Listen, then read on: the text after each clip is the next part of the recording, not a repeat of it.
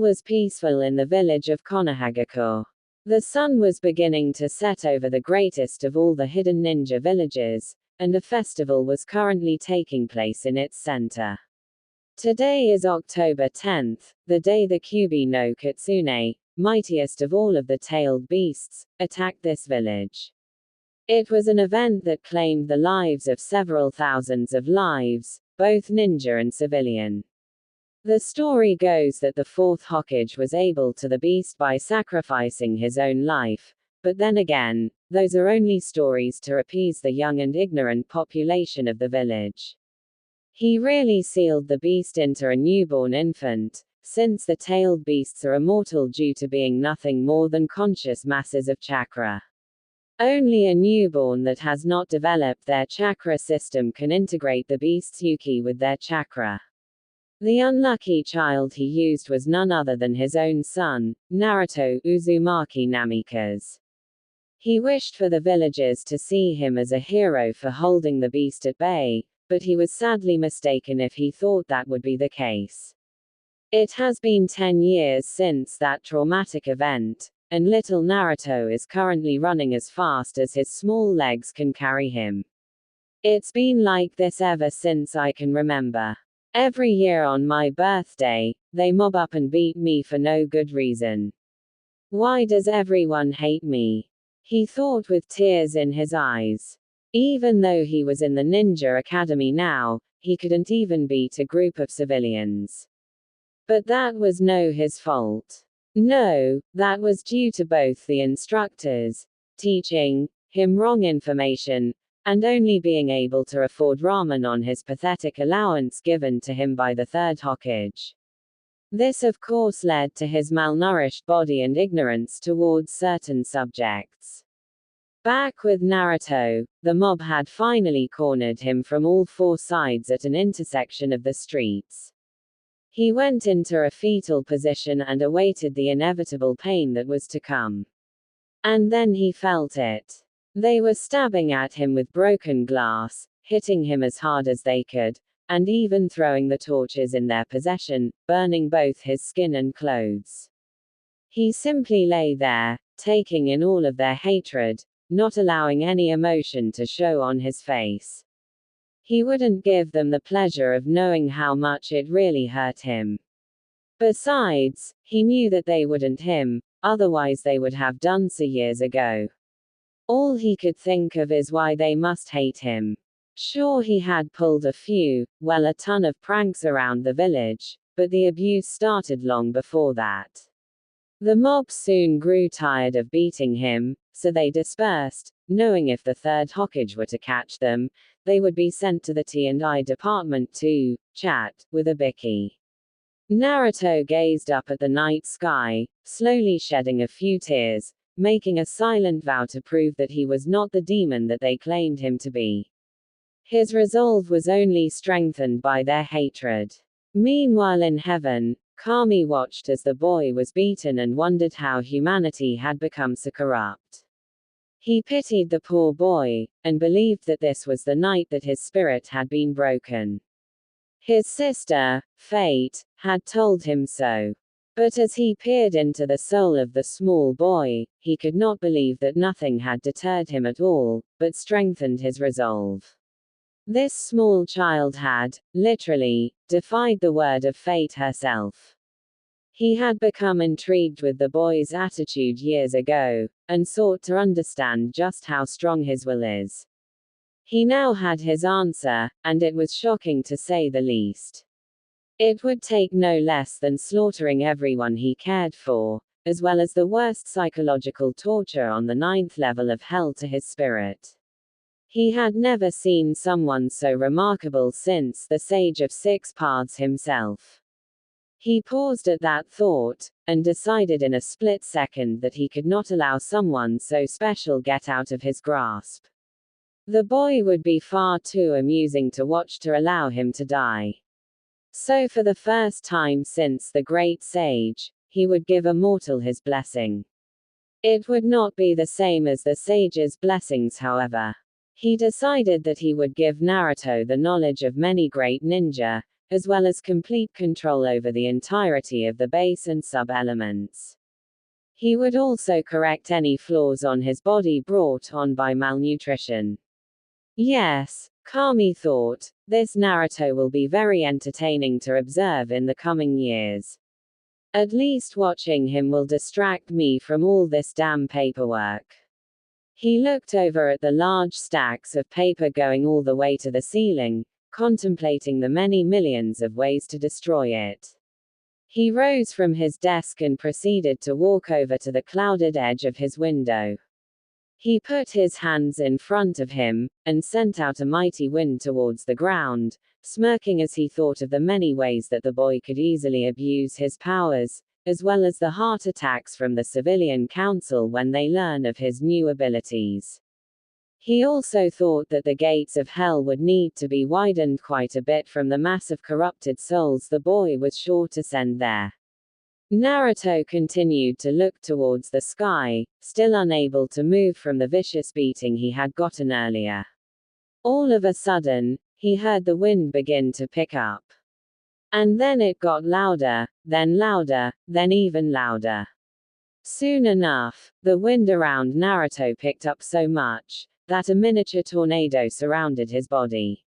He began to freak out for a moment, but that quickly faded as he lost consciousness.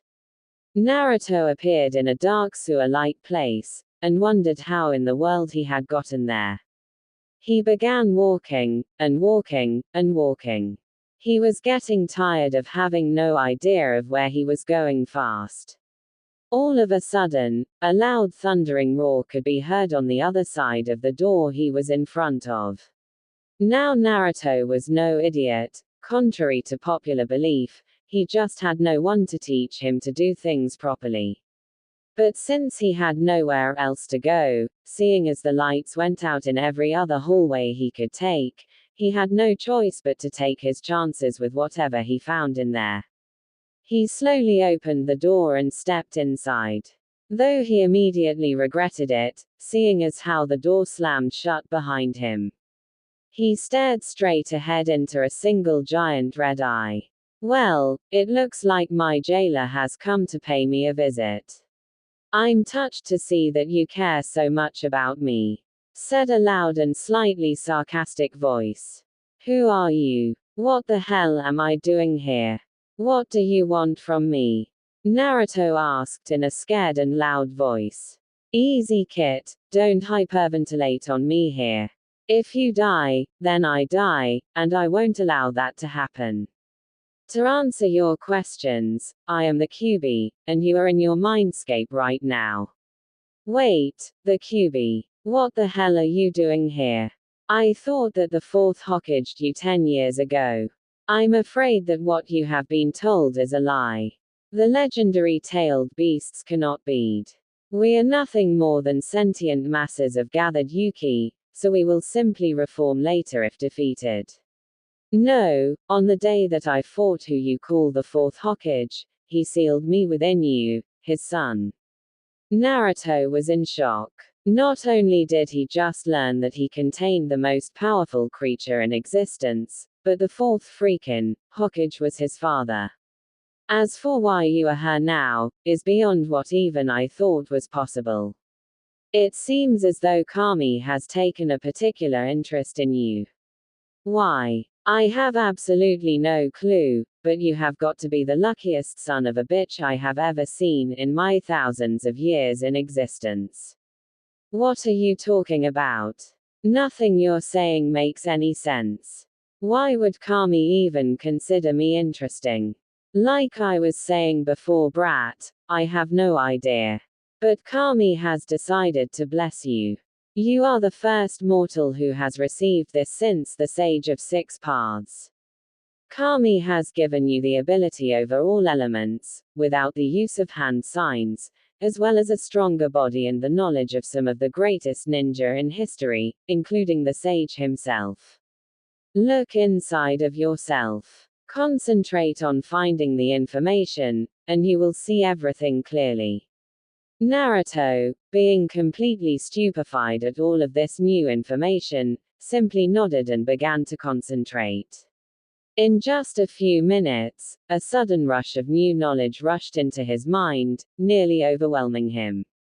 He learned of many different things, from ninja training, to civilian work, and even into proper etiquette. After what seemed like hours, he finally came out of his stupor. After everything that he had learned, there were only a few things that he could say. What the hell kind of idiot have I been? Wearing an orange jumpsuit that practically screams, "I'm over here, come me." And why in the world would I ever like Sakura? She does nothing but abuse me and screams about how great Sasuke is. I was a complete moron. The QB was quite amused at how quickly the little boy's attitude had changed. But then again, hundreds of years' worth of knowledge would do that to anyone. He watched as the boy began to settle down after his little rant of how stupid he was. "So Kit, what are you going to do now that you have the potential to kick nearly anyone's?" The blonde seemed to think about it for a moment, something he had never done previously, and suddenly looked at the beast with a very mischievous fox-like grin, something that even made the QB proud of the little brat. "I think it's time for me to step up my physical training first, and then I can put my plans into action. I'm still pretty weak in terms of strength, and I need experience with controlling the elements. Plus, I still should learn a few non-elemental jutsu just in case. I remember something called the Shadow Clone Jutsu. The caster retains the memory of all of the clones after they disperse. There was also some other, interesting applications that it could be used for, especially that explosion technique. Anyway, I could practice faster that way, and get my abysmal chakra control up to cage level before I graduate from the academy. That's one good thing about having you here, QB. I will almost never run out of chakra, so I can make thousands of clones." The world around him seemed to shift and fade. Naruto was looking at QB, knowing that he was regaining consciousness. The sun slowly rose above the now silent city of Konoha, with only ninja and business owners even beginning to stir. Naruto slowly awakened to the sight of a familiar hospital bed, and marked down a mental note of his 203rd visit here. He looked up to see the concerned eyes of the third Hokage, or as he called him, Old Man. Now that Naruto had this overwhelming amount of knowledge, he shuddered to think of what a less kind person of his status could have done to him. He could have been publicly executed several times over. This only served to make Naruto even more determined to change his once foolish ways. "Hello Naruto-kun. How are you feeling now that you are up?" asked the concerned-looking old man. "I've been better, Gigi. I've also been through worse though, so I'm not as bad as I could be," Naruto claimed with his usual foxy smile. He had decided that he should probably hide his true abilities until he could use them properly. He wouldn't need a teacher, seeing as all of the information, including pointers on how to improve the techniques, were already inside of his head. It wasn't like he didn't trust the old man, but he would most likely tell the council, who would just make his life even more hellish than what it already was. If that was even possible, which he doubted. They would most likely want to make him a breeding factory, and then him after his genes are passed on. Naruto was not by any means shallow, and respected women just as much as he did men. He knew that the women they choose wouldn't have any choice in the matter either. "I'm sorry Naruto-kun, I had hoped that this wouldn't happen again. I'll try to increase the Anbu patrols around that part of the neighborhood, but with the council breathing down my neck, I'm afraid that's all I can do." Naruto could tell that the old man really did regret how powerless he was in this situation. It's too bad that he forgot that this was a military dictatorship, and that his word was the law. But no one had taken him seriously due to his old age, and the fact that he had gotten soft over the years. An Anbu in a cat's mask appeared next to the man, and whispered something into his ear so that only he could hear it, then left as quickly as they came. Okay, thank you for bringing this to my attention, Neko. Naruto, do you remember anything about the area you were in before you were chased away? It could help me put together what could have possibly set him off this time. He said in a slightly worried voice. Naruto, not being the fool any longer, knew that the third was trying to act like he didn't know why they attacked him. The old man had no idea just how much he knew about himself, some things that if said, could possibly put the poor man into cardiac arrest. I was around the Uchiha district. When the guards saw me walking past, they wouldn't let me through that part of town. I wanted to take a shortcut down a different alleyway, but that probably wasn't my best idea after my track record of hospital visits. The old man flinched slightly when he said that and sighed. Flashback. Well, every good story that is lengthy needs to have at least a few. Naruto was currently arguing with the guards about why he shouldn't go through this district.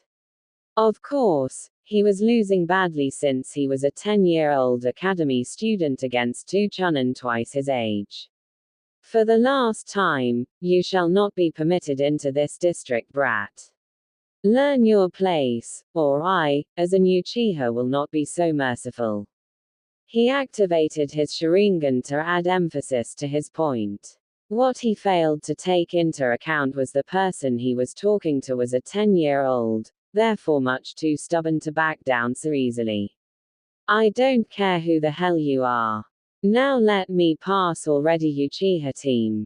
This was the last straw for the irritated chunin, so he reached into his pack and grabbed a kunai.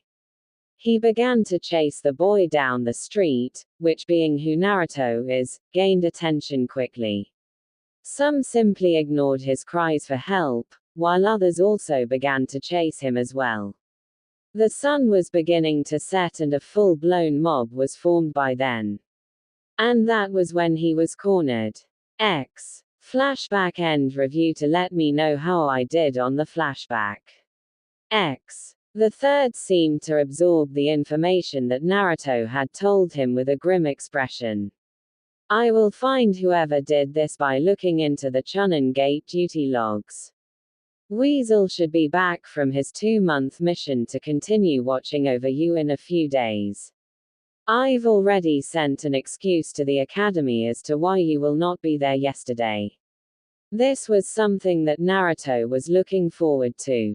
Over the years, the only two Anbu assigned to protect him that would actually do their jobs were Neko and Weasel. In fact, Weasel would even do his shopping for him so he would not be kicked out or overcharged.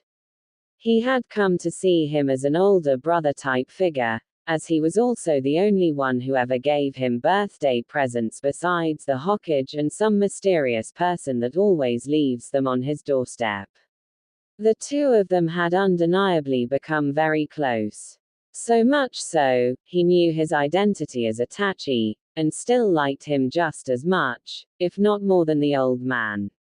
On a side note, the Uchiha massacre happened just 2 weeks after Itachi arrived back.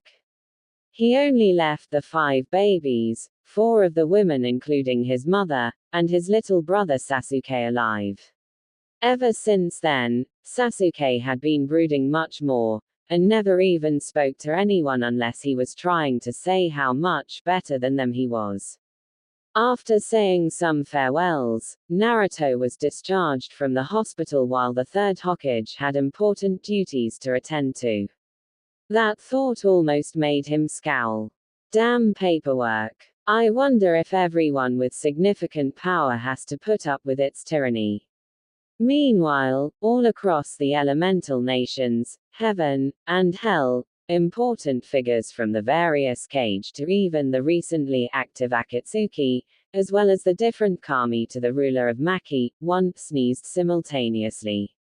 This caused both the demon lord and kami to have their papers scatter around the room. I'm gonna find whoever was talking about me and make their afterlife miserable, they both thought at the same time. Naruto was on his way to the academy, when a thought suddenly popped into his head. Why don't I just send a shadow clone there? I know how to use them, so I can just pump more chakra into a single clone, so even the Hyuga girl that follows me won't be able to tell. And I could set up a barrier around the area that my clones and I are training at, so even the old man's crystal ball can't be used to spy on me. With his mind made up, he set out to do just that. The shadow clone, as predicted, had fooled everyone into thinking it was the real him, while he set up the barrier around a currently unused training ground.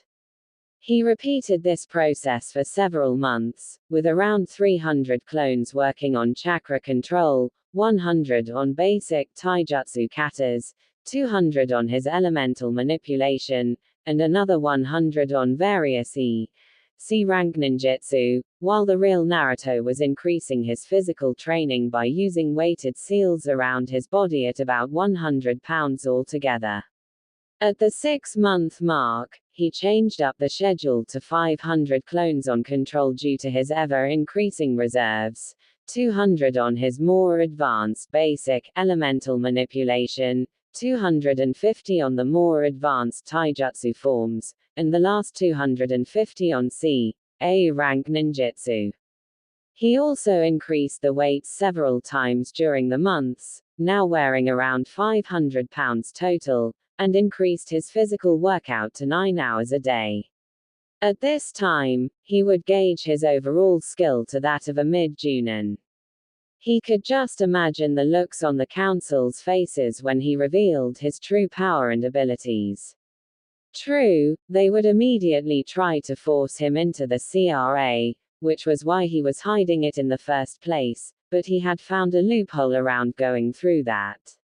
He simply needed to be the head of a clan already established, as well as married before he turned 16. If he did that, then not only would they not be able to force him in, he could still take additional wives if he wished to do so. Whether he did that or not was to be the decision of both his first wife, and the other woman involved. He wasn't a pig that would force others into a loveless marriage. With the first year of training done, he was satisfied with his progress. But he realized that he now only had 1 year before he became a genin. He decided to upgrade his training even further, seeing as how he now had enough chakra to create and sustain around 5,000 clones. So with 1,000 on control, 1,000 on the sub-elements, 2,000 on combining all the different taijutsu styles into one that suited him, 500 on S-rank ninjutsu and the last 500 on kenjutsu, he continued his training like this for an entire year. By the end of this, his weights were at 5,000 pounds, and his overall ability would make the cage of the 5 great ninja villages shit themselves. He was the most powerful shinobi in all of the elemental nations. He had no idea why he was gifted by Kami the way he was, but he sure as hell wasn't going to complain. He was currently on his way to the academy for his genin test. He wondered why the hell the standards of the Leaf Village were so crappy compared to everyone else in the elemental nations. Seriously, were they trying to their genin by only teaching him the 3 most basic jutsu, and a taijutsu stance that had openings a well-educated 3-year-old Kumo resident could break through? Anyway, when he arrived, he found that he was the first one in the class. This was truthfully the first time he had even set foot into the academy personally in 2 years. He hated the moron persona that his clone was forced to wear, but at least he was no longer fawning all over Sakura anymore.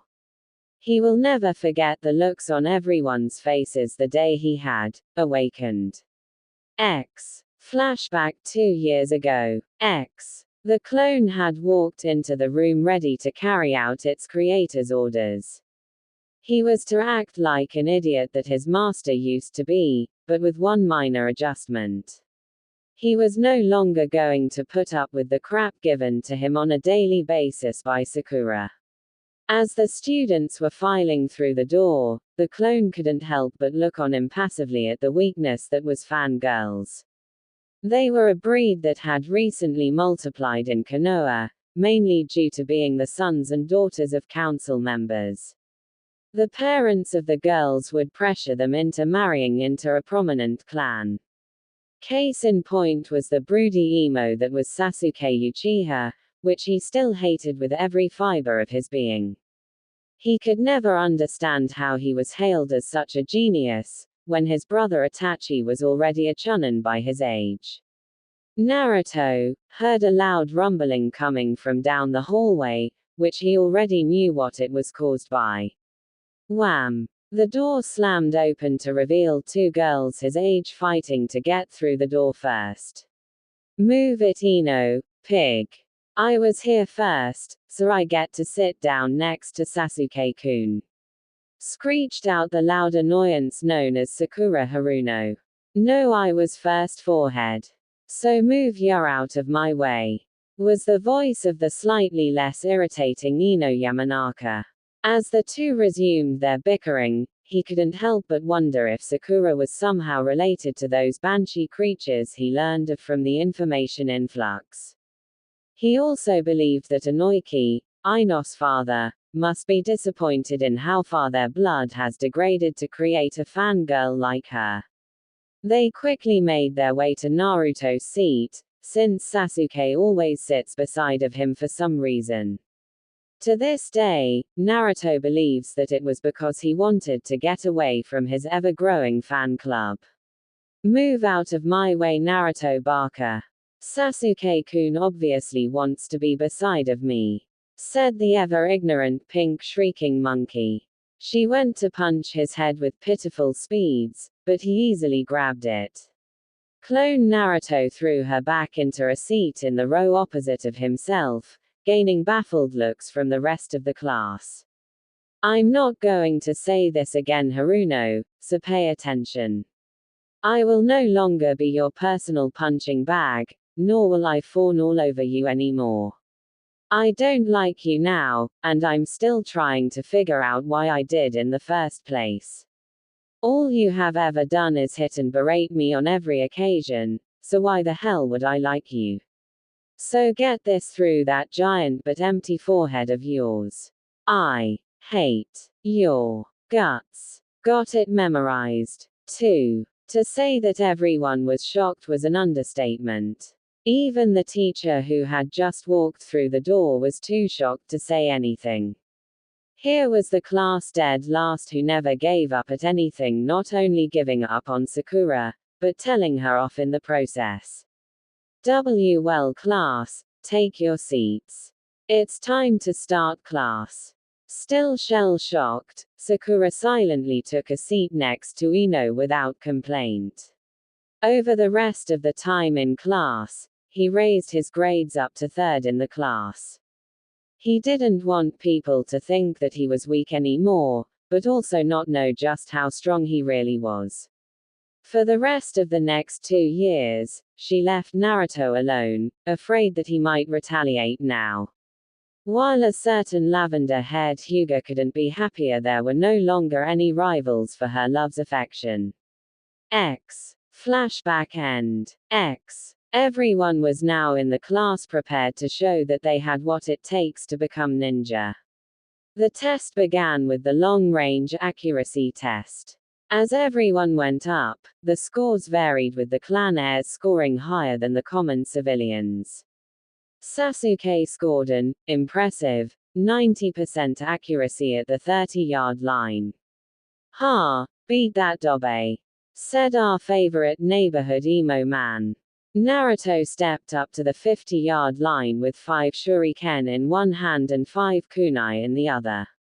He threw them at the same time, and each one hit the direct center of their targets.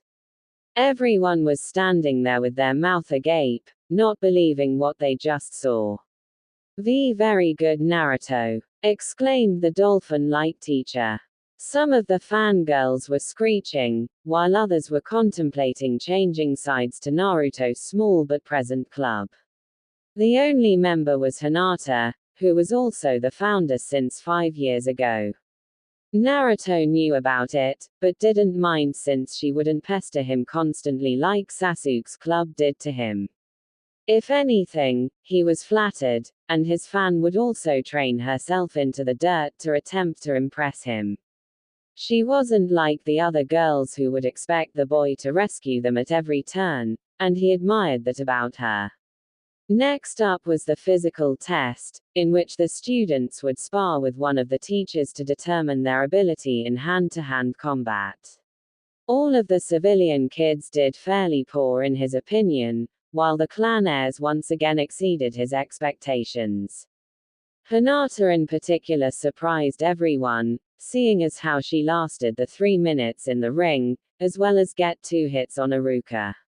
That was enough though, as 2 hits from the Hyuga's Juken-style taijutsu could potentially someone. Sasuke lasted the entire 5 minutes and gained 4 hits on Mizuki, which made the fangirls squeal. Naruto was once again up last against Mizuki. As soon as Iruka said begin, Mizuki rushed at Naruto at mid-chunin speeds in hopes of making him look like an idiot. But that wouldn't work as well as he had hoped it would. Naruto sidestepped his attack like it was nothing, and hit him in the stomach. He didn't stop there, as he kicked him into the air, jumped up, and punched him 3 times. Mizuki landed outside of the ring, stupefied at just how he was defeated. Once again, the students found their mouths hanging wide open. How had he improved so much in such a short time? Once again, he had gotten the top score, and once again, the Uchiha heir was furious. They quickly made their way inside for the final test, the 3 basic ninjutsu. Only the truly unqualified failed this, while most passed it easily. Sasuke tried to show off by making 5 clones, one of which used a henge of Iruka, then used Kawarimi to switch places with him. This really impressed the instructors, as they had not taught how to use them in combination. But Naruto once again outclassed everyone by making 100 clones, all used a henge into Iruka, then started to Kawarimi all across the room while appearing to fight with each other. The techniques didn't even have the slightest puffs of smoke in them either, nor did he use any hand signs. Now the instructors were not only impressed, but slightly envious because not even they could use the techniques with such precision. Needless to say that he had passed, while also gaining the Rookie of the Year award, which pissed Sasuke off to no end, as well as his now slightly dwindling fan club.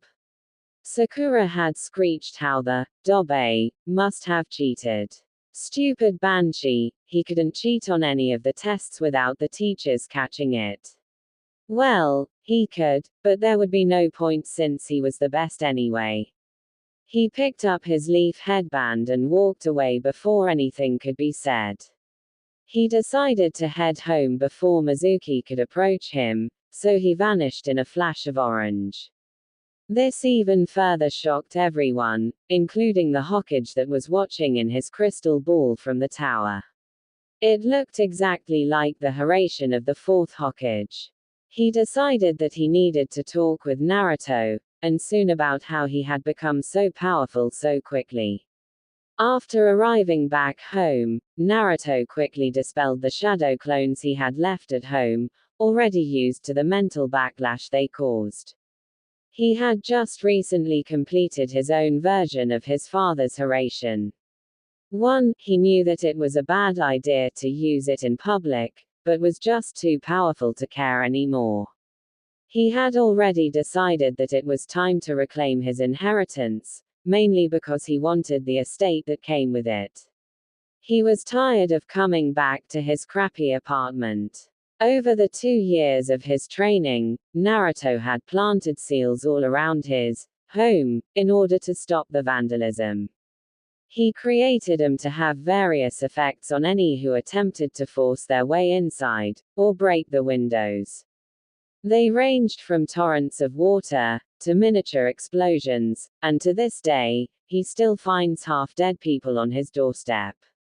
It's not like he cared if they trashed the place. He had already sealed most of his belongings in blood seals located on his arms. He just didn't want to deal with the mess anymore. One positive thing about the people he found lying there was that he could take any of their belongings legally, in exchange for not reporting the attempted burglary. He supposed that even the idiotic council members could come up with laws that were beneficial to him. He would have to keep that to himself, lest the law be revoked in a matter of days. The shinobi that had been fooled were the ones that really interested him though. It was from several shinobi that he had gotten his new blades. They were both katanas, and very beautiful weapons, as well as deadly. One had a traditional black sheath and guard, while the blade was a dark red color from the base to tip. The other had a silver sheath and guard, while the blade was also silver, but had a black line going down the very edge of it. He also collected a variety of other weapons, from basic kunai to explosive tags, you name it, and he probably found it at one time or another. Money was among those things, and it was a good thing too. He had been using a henge to shop ever since the incident, and was cursing his former stupidity once again for not thinking of something so simple before. All in all, his quality of life had improved drastically in a short time and stayed that way ever since. But back to his apartment, he could have easily just used his wood element to create a mansion that could even rival the Hyuga compound, but he wasn't going to risk it. If the council ever got wind of him having the wood release bloodline, he would either be executed on the spot, or automatically forced into the CRA. It was bad enough that he was the heir of two different clans. If that were to leak to the public, the inevitable shitstorm would not be good to say the least. He had already had a false story to tell them should they ever question him for any reason. It was always a good idea to have at least 5 different backup plans in the Shinobi's world, which was what Iruka-sensei had told them. His train of thought was cut short by a whirlwind of leaves, and by the looks of them, it was almost certainly Anbu. Naruto-san, Hokage-sama has requested your presence immediately, said the rough-looking man in the boar's mask. And without another word, he grabbed Naruto's shoulder and once again disappeared in another swirl of leaves. Reappearing in the Hokage's office, the Anbu silently left them in private. He was quite curious as to why the Hokage had previously ordered all of the Anbu to leave the room once the boy was in the room, but thought little of it since it was unwise to question the superiors. As the old man silently observed Naruto, he was also thinking of the light which he saw him disappear in. Hokage-sama, you wish to see me, said the boy in a serious manner.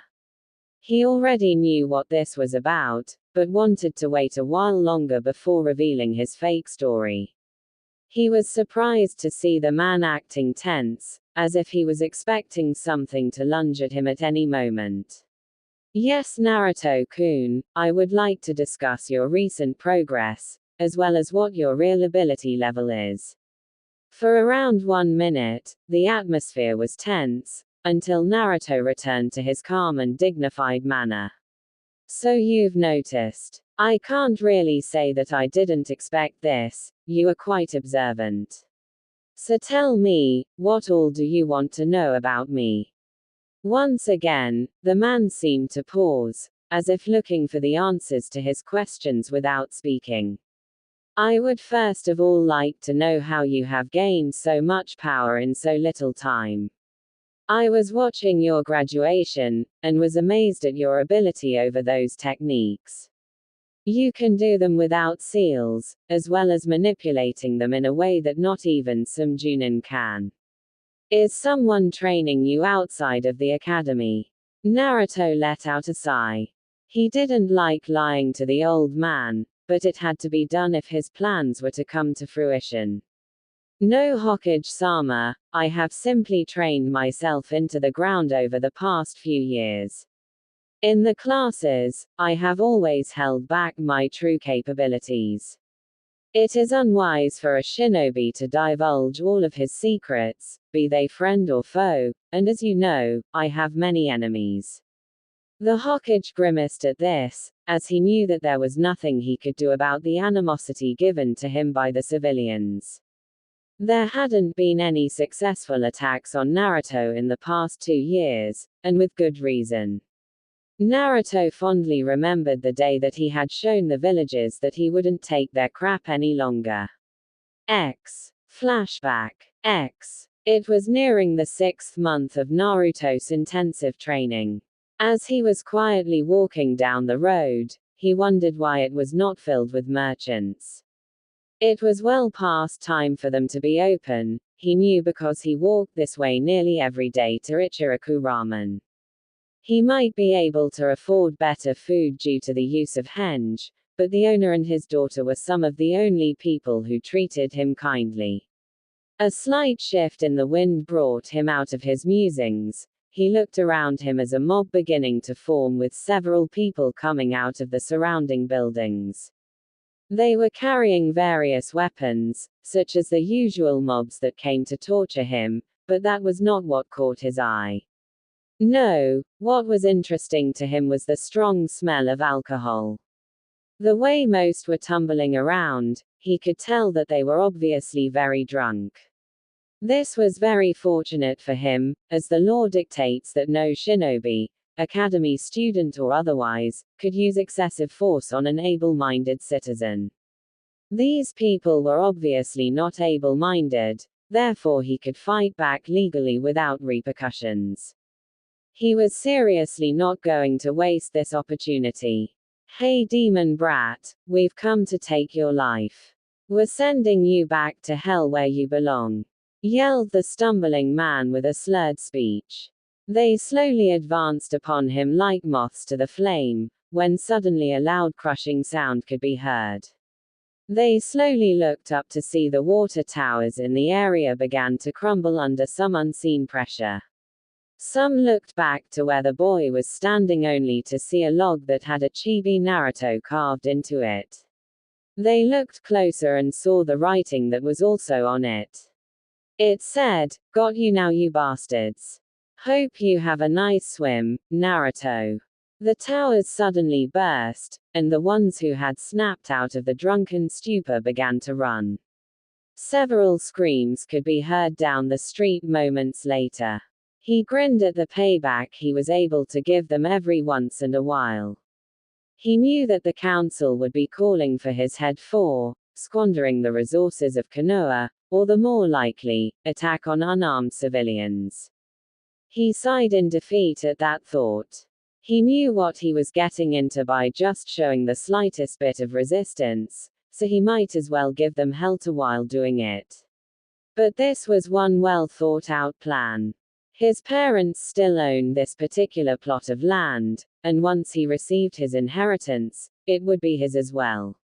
Interestingly enough, both the Uzumaki and Namikaze owned at least 25% of the businesses in Konoha. He could single-handedly financially ruin the entire village if he wanted to. That would make great blackmail for any of the civilians should they try to mess with him more than he was comfortable. He would definitely have to check with the old man as soon as he knew the truth about how he could go about getting it. Flashback end. After shaking his head free from such frivolous thoughts, he noticed that the Hokage was thinking deeply about something. If you're wondering about something this much, then I assume it's also got to do with the fur ball in my gut, doesn't it?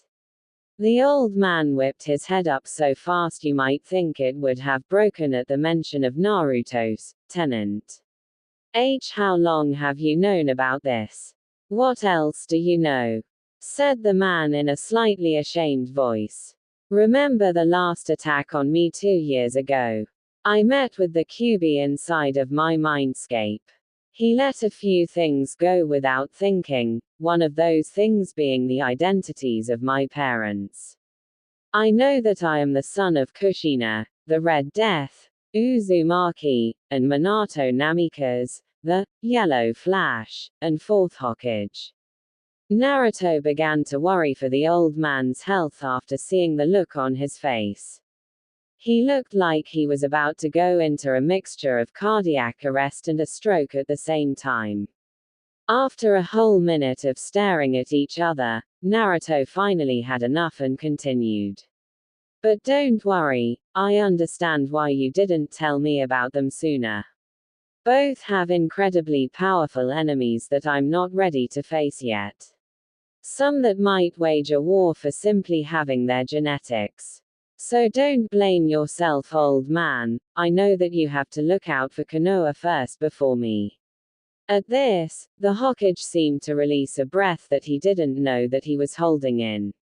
But at the same time, was shocked at the level of intelligence that the boy seemed to hide from others. As for my abilities, I really don't have a trainer.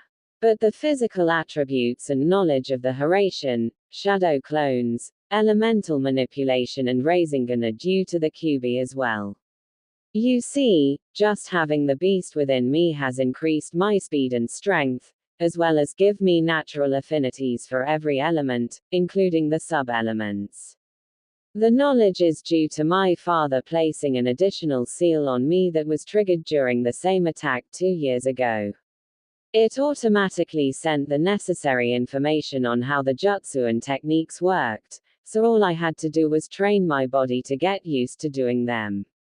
The old man was skeptical at first, but since Minato was a seal master, he didn't dwell on it too much. He sighed once again, knowing that he had to tell the council about this, lest they accuse the demon of manipulating him. I believe you, Naruto. But since you are so informed about everything now, I'm sure that you also know that I have to tell the council of this. I have no choice but to report to them, or they just might incite a rebellion. That's why I have had to let so much of my power diminish over the years. It's fine. Just call a meeting right now so I can be present as well. I kind of want to see the looks on their faces when they learn the truth. But I will have to tread more carefully now. We both know that the elders want to turn me into nothing but an emotionless weapon. I agree. Well, we should head to the council chambers. I will have my Anbu call the members for an emergency meeting. Let's go, shall we? After calling back the Anbu to deliver the message, the two walked through the tower and entered the meeting room.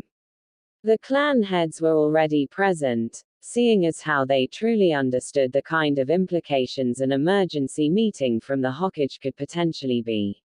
The last time they were called like this was the time of the Uchiha massacre, so they were completely serious. Naruto remained in the center of the room, while the Hokage took his position at the head. As the civilian side came into the room sluggishly, most of them stopped to scowl or glare at Naruto, who paid no attention to them, seeing as how he was used to that. As everyone finally seated themselves, the civilians immediately started to question what the boy, as they spat the word out as if it were poison, was doing in the room with them. One such person was a woman with short pink hair, and a voice that sounded like a knife going across a chalkboard. He had no doubt that this person was none other than Sakura Haruno, Sakura's mother. Hokage-sama, what is this demon doing here? Has the little monster shown his true colors? If so, then I propose that we publicly execute him. Her voice made everyone cringe, even the normally stoic Aburame and Hyuga clan heads. No, Haruno-san, he has not done what you have suggested. We're here to discuss the identity of him though. And one more thing, if you break my law again, then I will follow through with your execution. Is that clear? The old man put out a small amount of intent, or ki, too, making the civilians tremble, knowing that he was serious this time. I have chosen to announce his true heritage to the village tomorrow evening after the team selections are over with, but must disclose the matter beforehand with you all. What do you mean, Hokage-sama? What's this about his heritage? The one who asked was Chum Inuzuka, clan head of the Inuzuka family. The rest of the council was silently pondering what he could have meant as well. They knew that Naruto was an orphan, so how did the old man know his parents? As I was just about ready to explain, I have had to keep his true identity a secret for the safety of both himself, as well as the village. His true name is Naruto. Namikaze. A sharp gasp was heard from every member upon learning this. Some of the civilians were about to dispute his claims, when he pulled out a folder and laid it onto the table. I knew that you would not believe me, so I brought the proof with me to back up my claim. I was witness to the birth, as well as Tsunade Senju, who delivered him. His mother was Kushina Uzumaki, the Red Death. People were even more shocked after hearing this. The elders looked like they were going to have heart attacks and die right then, while most of the civilians paled. He was the clan heir of two different clans, and could have themed as reparation for their years of abuse. I am also giving him his inheritance now. The estate located next to the Hyuga compound is now his, along with both parents' companies that have been run by the village until now.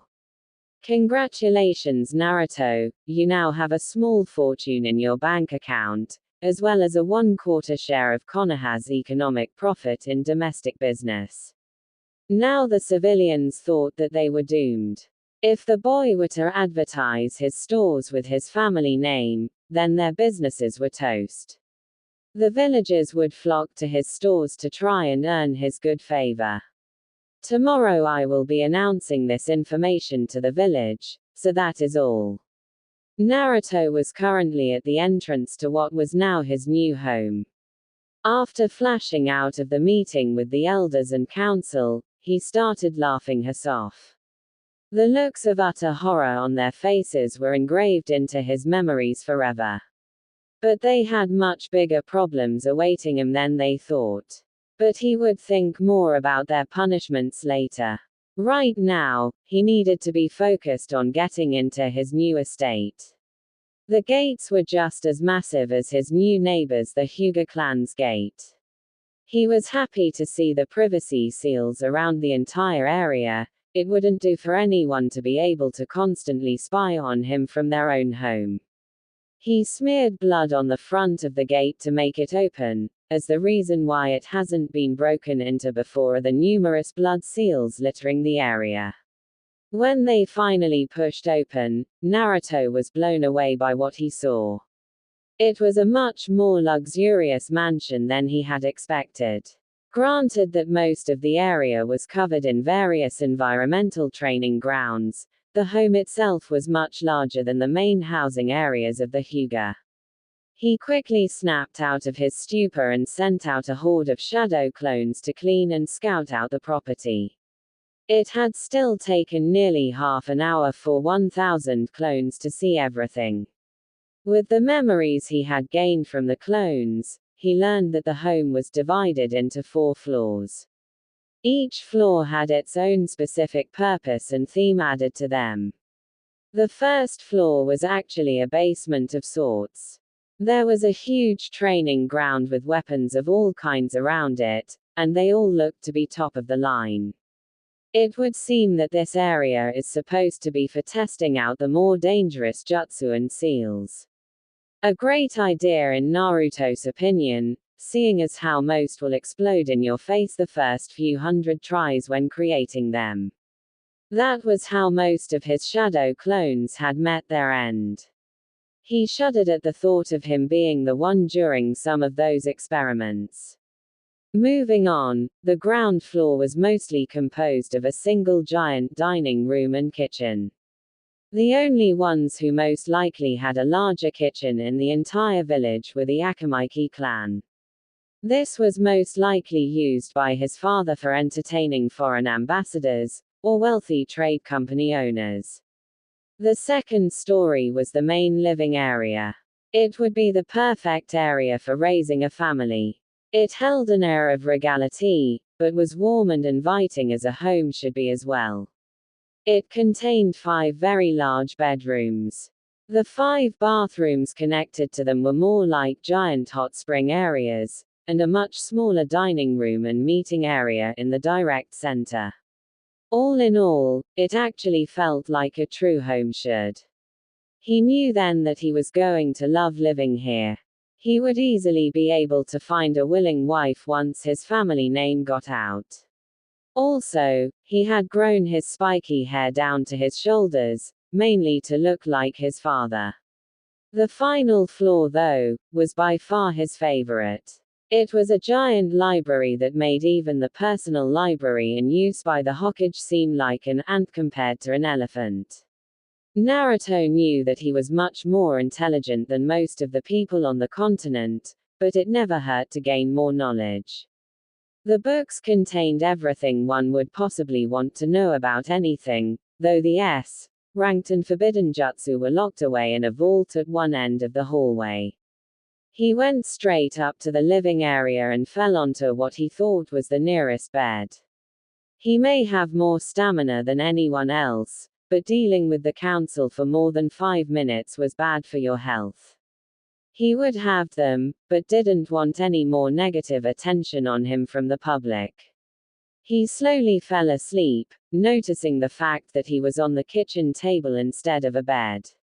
Yep, it was official now. Dealing with them could cause the victim to have hallucinations as well. It seemed as though Danzo had tried to place him under a genjutsu to obey his every command, but thanks to chakra reflection seals he placed on his body, it only ended up slightly disorienting him. He would definitely have to do something about them soon. The next morning, Naruto awoke to find himself on the table, once again thankful for the seals on his body. He had already thought of what he could do now that Danzo assumed that he would have to obey him. He would follow him to the root headquarters, and eliminate everyone inside, including Danzo himself. All he had to do to cover his tracks was completely conceal his chakra, follow the old fool, and incite chaos buying their leader in front of them.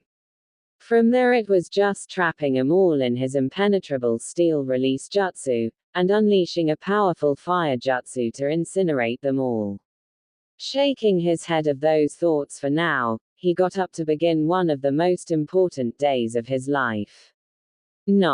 He wasn't foolish like most of the other kids were, and he knew that a majority of them that graduate wouldn't live past the age of 20. Being a ninja was a very dangerous occupation, something that most of the civilians didn't really understand. Any one of them could die at any given moment, it didn't matter how many cool jutsu you had learned. A shinobi was one who'd without remorse, and was prepared to die for their village. Almost none of this year's rookies truly knew what they were getting themselves into, nor did they expect to be on the battlefield at such a young age. No matter, they would get a very disturbing wake-up call one day soon. He headed out of the gate to see who his new team consisted of. All he hoped for was not to be on the same team as the duck-ass Sasuke and Banshee. As long as he didn't have to work with them, he would be perfectly happy. It's too bad the goddess of luck decided that he needed a rude awakening that day. He had nothing but good luck for the past 2 years. It was time for the return payment. He arrived in the classroom in a yellow blur, scaring many of the students, and shocking the eternally brooding Sasuke. If they thought that was a shock, then what they were seeing now might be enough to some of the weaker civilian students. A miniature fourth Hokage was standing in front of the class. He had the same physical appearance, as well as similar clothing. He was wearing a similar white cape, but with slight differences. It had the same red and orange flames at the bottom, but it also had the kanji for elemental cataclysm across the back. Underneath was a blue and black variation of Anbu attire, as well as several scrolls filled into a green vest that are similar to the ones Junin wear.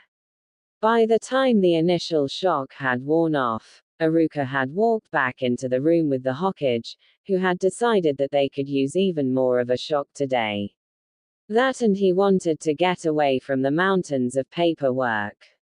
For the first time that year, Iruka didn't think he would have to scream for them to be silent. It would be incredibly disrespectful to even whisper out of place when the leader of your village is present for official business. Too bad he places way too much faith in his students. What do you think you're doing, idiot? Are you trying to look cooler than Sasuke-kun? A dead last like you could never compare to him. No one needs me to tell them that Sakura was the one who yelled that, right? After her little outburst in front of the Hokage, even the other useless fangirls were starting to question her grip on reality. A stunt like that could get kids from other, less kind villages executed. Acting like nothing she had said had fazed him, Naruto bowed and politely said, "I'm glad to see you here, Lord Hokage. May I ask the reason why you are here today? Doesn't it inconvenience you to be out of the office for so long?" "Not at all, Naruto-san, even I need to get out to converse with the public for a while. That is an important responsibility as well for the Hokage." "I see, thank you for your explanation, Hokage-sama. I shall go to my seat to await my placement then." The students watched as the two conversed as if no one else were in the room. This was supposed to be the loud mouth of the class. Even though he had calmed down by a considerable amount, this was just crazy. It had only been a day since they had seen him, so what was going on with him? As Naruto tried to return to his desk, Sakura, still angry at being ignored, got up and threw a slow and sloppy punch at him. He easily dodged, pulled out a kunai, and was behind her holding it to her neck so quickly, no one but the Hokage could see him. "I would advise you not to attack me without provocation, Haruno-san. Doing such a thing to a fellow shinobi is punishable by death, and I will do my duty as a guardian of this village." This stunned the students into complete silence. Even the normally sleeping Shikamaru Nara was staring at him wide-eyed. "Hokage-sama, what do you wish for me to do with her? Shall she be taken into custody, or do you wish for me to execute her right now?" "No, Naruto-san, release her for now. I believe that she has learned her lesson about proper conduct." "Yes, Hokage-sama." The moment he released her, she bolted to her seat, scared out of her mind. Even if she was a stupid fangirl, she did have survival instincts, and they were telling her not to cross the blonde in any way. He walked up the steps to his seat and focused completely on the Hokage. Even if he was on friendly terms with the man in private, he had an image to maintain in public. Honorifics were even used by his son during official business. "Now, I know that you are all wondering why Lord Hokage is in the room. The reason is that he plans to make an announcement to the entire village later today, but will be telling us first. If you will, Hokage-sama." "Thank you, Iruka-san. I have come here today to reveal the true identity of your classmate Naruto, who goes by the last name Uzumaki. I have kept his true lineage from everyone other than myself and Jiraiya of the Sannin. His last name currently in use is from his mother, Kushina Uzumaki, aka the Red Death of Konoha, and an S-class ninja with the bloodline of chakra chain usage, which has also passed down to Naruto as well. She was also the sole survivor of the Uzumaki clan that originated in Whirlpool Country. A large gasp was heard from the classroom. Many of them had learned of the Red Death, but were unable to learn the identity of them. It was classified as a village secret, only known to Junin and the council. She was known for being completely ruthless on the battlefield, always being covered in blood, which spread the rumor that her hair was actually dyed red from all of her victims' blood. Before any could respond, the elderly man continued. That is not all though. His true name is what needed to be kept a secret. His true name is Naruto Namikaze, and he is also the son of the fourth Hokage, Minato Namikaze, better known as the Yellow Flash of Konoha. He was from a fairly poor merchant family, but still qualified as a clan due to their amazing skill in fuinjutsu, or sealing as you know it, and was also the last member of that clan as well. By now, the many students who had picked on him over the years, especially Sakura, were sweating bullets. He could make their lives a living hell if he wanted to. With 2 votes on the Shinobi Council, as well as the pull his name was sure to have, he could manipulate the entire council just the way he wanted to. Oddly enough, most of the class wasn't yelling like he thought they would. Instead, they were deathly quiet. No one spoke for what felt like hours, but in reality was just 2 minutes. Some people forgot how to breathe, including Iruka himself. They all slowly looked back at him in shock, waiting to see if he would say something. What are you all looking at? I thought that it was pretty obvious when I came in dressed like this. By the way, I do hold grudges. He looked at some of them evilly while chuckling creepily, making some of them whimper of what they knew was coming for them. Well, with that out of the way, I shall now announce the teams for this year. Teams 1 to 6 are unimportant. Team 7, Sasuke Uchiha, Sakura Haruno. She squealed at this, getting ready to scream how true love always prevails or some stupid fangirl crap like that, until she saw the entire class glaring at her, not wanting to get on the bad side of the Hokage or Naruto. As I was saying, the final member is Naruto Namikaze. Your Junin sensei is Kakashi Hatake. They all heard a loud crashing noise, and turned to see Naruto repeatedly slamming his head into the desk, but looking as stoic as when he walked in. The Hokage continued to speak as if nothing were going on because he stopped after the 3rd time. Team 8 will be Shino Aburame, Hinata Hyuga, and Kiba Inuzuka. Your Junin sensei will be Kurenai Yuhi. Team 9 is still in commission. Team 10 is Ino Yamanaka, Choji Akamaiki, and Shikamaru Nara. Your Junin sensei is Asuma Sarutobi. They will be arriving shortly, so prepare yourselves. That is all. And with that, he disappeared in a puff of smoke, leaving a class with informational overload. No one dared to make a move towards the blonde, all too afraid of what he might do. That was the sight that a woman with long black hair walked into. Well, doesn't this seem tense? Team 8, follow me to training ground 15, and don't be late. They quickly got up, eager to leave the tenseness of the room. Except Hinata, who glanced back at Naruto, seemingly conflicted about something. He thought that was pretty strange. Even though he was a genius in most aspects, he was still a novice in romance. But what do you expect? Him only having Sakura hit him in his earlier years was the closest he had ever gotten with a female, which even he had to admit was pretty sad. The other teams slowly began to drift out as the class, until Team 7 were the only ones left. The tension, however, was as strong as ever. They waited for another 2 hours, and Naruto had been calmly reading a fuinjutsu book.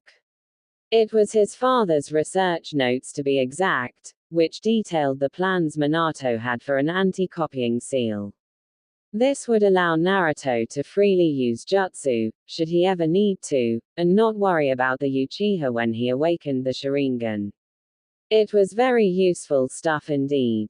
A spiky-haired Junin with a face mask came in lazily while holding an orange book. Team 7, my first impression of you is I hate you. Meet me up on the roof. He puffed up in smoke, along with Naruto, who instead decided to use lightning instead of plain smoke. Sasuke snarled in anger at how the dead last had so much power. That power should be mine. I deserve it, because I am an Uchiha elite. I'll just make the loser give it to me, there's no way that I could lose. Obviously he was just as delusional as the Banshee. He had lost several times, but leaves them all out to be more convincing. The sad part was it was to convince himself more than anyone else. They met up on the roof for introductions, which were brief to say the least. The Junin started off using a very vague description. You already know my name. I don't feel like telling you my likes or dislikes, and as for dreams, that's personal. It's your turn to share, Pinky. She scowled at the nickname. My name is Sakura Haruno. Looks over at Sasuke, my dreams are, once again looks at said emo, and I hate Ino and Na. She paused at that, remembering what had happened earlier. She did not want to get on that kid's bad side. She now knew that he would both of his teammates without hesitation should the need arise for it. The other three took notice of it as well. You're up, Mr. Sunshine. Sasuke saw that he was talking to him and huffed. I'm Sasuke Uchiha. I hate many things and like almost nothing. My dreams, no, my ambitions are to a certain man, revive my clan, and also, I'm going to be king of the emos. Reference to One Piece series, which I also don't own. Naruto was incredibly confused and shocked at the statement, but the others seemed fine. Maybe that genjutsu had affected him more than he had thought. No matter, he would go home and dispel its effects as soon as he was done here. Okay then, your turn, Blondie. The nickname didn't affect him like he thought it would. My name is Naruto Uzumaki Namikaze. I like ramen, training, the Hokage, and creating seals and jutsu. I dislike rapists, child abusers, those who can't look past rumors to see the real truth, and the civilian council.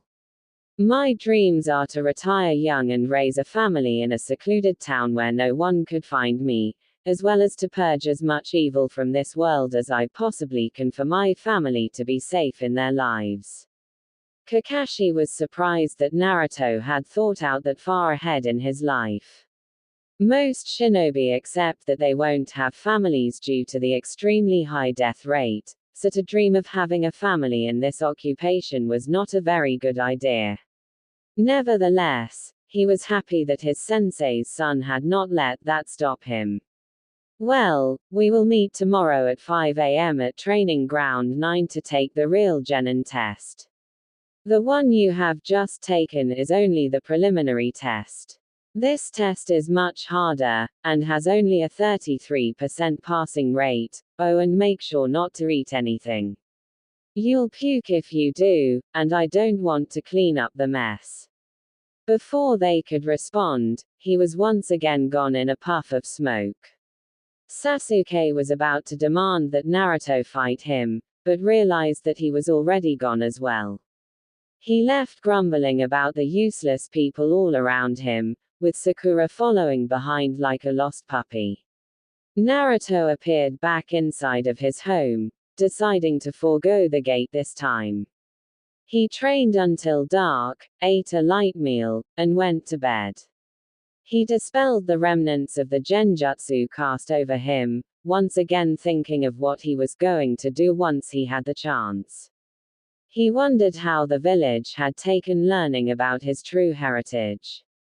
He knew that by tomorrow, the way he was treated would take a major turn. But he didn't know if it would be good or bad things to have everyone treat him like the Uchiha. He decided to think later on that subject. He would make that turn out to his advantage somehow. So the main pairing will be Naruto x Fem Gaara. If that is not the pairing that you wanted, then I'm sorry about that. Wait until my next story comes out for a chance to vote on the pairing then. It was originally supposed to be Hinata, but I will do a poll seeing as how she ranked last in this story. I won't be pairing her with anyone else in the story, because I can't with good conscience do that. I just don't have it in me to put her with anyone else, especially not with Kiba. Now I have put up a new poll to determine the fates of Zabuza and Haku. It will only be up for this chapter, so you'd better hurry if you want them both to live. MWAHAHAHAHA. I will have Zabuza if no one votes in this poll, but Haku will live unless I receive a 2/3 majority that want her to die. But let's face the facts here. If she was in second place, which is above the regular canon girls, she will most likely live. Choose 2 of the options out of the 4 provided on my profile page. Also, for a harem in this story, I will need at least 80 reviews before chapter 8 stating that one is wanted. The most I will do is 3, so absolutely no more than that. I will put up a poll later if I do receive the necessary reviews to determine who the additional girls will be. Quite honestly, I don't want to write a harem fic, but I will answer to the demands of my readers. Onward to chapter 5. The morning after the announcement was completely predictable. After the Hokage had shown the birth certificate and witness testimony to the crowd of people the previous day, most of them were terrified, while others smirked due to being the few that were kind to the boy. The people of Ichiraku Ramen were undoubtedly the happiest of them all. The old man Ichiraku himself had been a good friend of both his parents, and he now knew where Naruto had gotten his ramen addiction from. Kushina was the only other person he knew that could practically inhale 20 bowls of ramen in one sitting.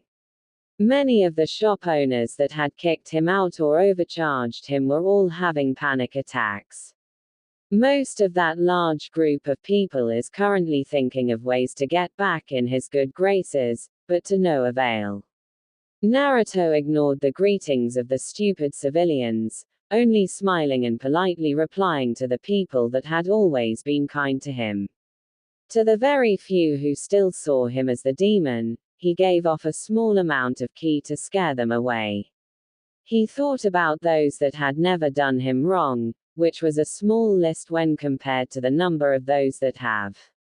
Let's see, I don't hate the Hokage and his family, the Ichiraku family, the Inuzuka, the Nara clan, the Akamaiki, most of the Yamanaka clan, the branch family of the Hyuga, along with Hinata and her little sister, along with a few of the shinobi, and very few civilians. He was making a mental checklist for himself of the people that didn't deserve to be hurt in any way. That leaves the entire civilian council, most of the civilians, most of the main branch of the Hyuga, a few of the Yamanaka, a majority of the shinobi in the village, Sasuke, Sakura, Ino, but she could be redeemable, the fangirls of the Uchiha at the academy, and most of the children around my age. He sighed, knowing getting back at all of them would take a considerable amount of time. He no longer wanted to become the Hokage, seeing it as a waste of time to protect and serve the people that had once hurt him so badly. He now just wanted to cleanse the world of evil, and raise a family sometime in the future. The idea of a wife was not that far off if he didn't want dragged into the CRA, so he knew that he would have to find an acceptable suitor soon. None of the girls that he knew would be acceptable with who he is. Hinata was the only one he would even consider, if not for the fact that she was also the heiress of another clan. That would bring major political problems that could potentially lead to civil war. So there went his hopes for that. He supposed that a girl from outside of the village would be the best choice. Preferably one without a clan to speak of, or was outcast from them for some reason. Someone they would like to get rid of was the best option for him now. He put a hold on those thoughts as he walked into the training ground. He was an hour and a half late because of his new sensei's reputation, and would have been later if not for the fact that he needed to burn some of his built-up energy. With the monstrous amount of stamina he had built up, the only negative side effect was the seemingly endless amount of energy that came with it. He knew that he had to work on this, as his plans would not work out well if he could not keep a calm head. He was once again broken out of his thoughts by the screeching of his new teammate. Naruto, you're late. She once again tried to rush forward and hit Naruto as she had the day before, much to his annoyance. He grabbed her by the arm and twisted it behind her back. They were in the same position as yesterday in the classroom, and he was once again faster than the other two could see. I see that you have still not learned your lesson, Haruno. I believe that you need a crash course on what it truly means to be a shinobi, said the calm but chilling voice of the boy behind her. He quietly whispered something into her ear, and blew a black dust into it. She started screaming louder than she ever had, before her eyes rolled back into her head and succumbed to darkness. Both Sasuke and Kakashi were watching wide-eyed at the display before them. Kakashi jumped down from his hiding spot to see if his new student was all right. Naruto, is she all right? I mean, you didn't, her, did you?